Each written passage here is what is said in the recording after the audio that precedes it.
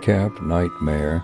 High school students Alex, Emily, Ben, and Sarah had finally embarked on the camping trip they had long been anticipating. It was their first time camping, and their excitement was palpable. When they arrived at the wooded area owned by Alex's family, the sun had not yet set. They set up their tents, built a fire, and started chatting cheerfully.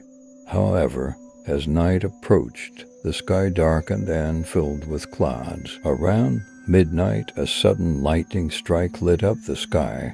The thunder was so loud that it felt like the ground shook. Everyone was startled for a moment, but Emily laughed and said, "It's just a storm.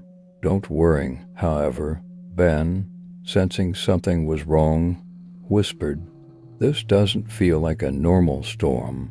Something's off here." As the lightning continued, they began to hear strange noises coming from the depths of the forest. It felt as if something was moving among the trees. Alex shone his flashlight in the direction of the sound, but saw nothing. Their hearts were racing as they looked at each other in silence. Suddenly, there was a rustling sound outside the tent. The four friends listened quietly. Sarah tried to calm them, saying, "Maybe it's just an animal," but her voice was trembling. Alex grabbed a stick and decided to go outside. The others watched him with bated breath, full of fear. When Alex stepped outside, he saw a footprint right next to the tent. This print didn't look human. It was enormous and terrifying. As he turned back, a shadow suddenly appeared behind him. Alex froze. This figure stood like a human, but had no face, just a dark void. As Alex ran back, the figure vanished. When he returned to the tent, he told his friends what he had seen. Everyone was in a panic. The noises outside grew louder and seemed to circle the tent. Suddenly, the inside of the tent was illuminated with light. They all screamed and shut their eyes.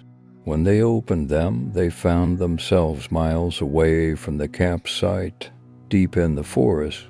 Their tent and belongings were gone.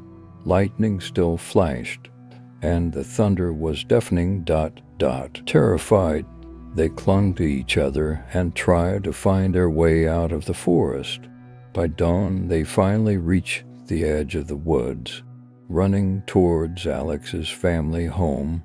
No one ever spoke of that night again, but each of them never forgot the memory of the dark figure watching them in the woods. From that day on, whenever a storm came and thunder roared, they would remember that night and feel a chill of fear, because they knew that figure was still in the forest watching them.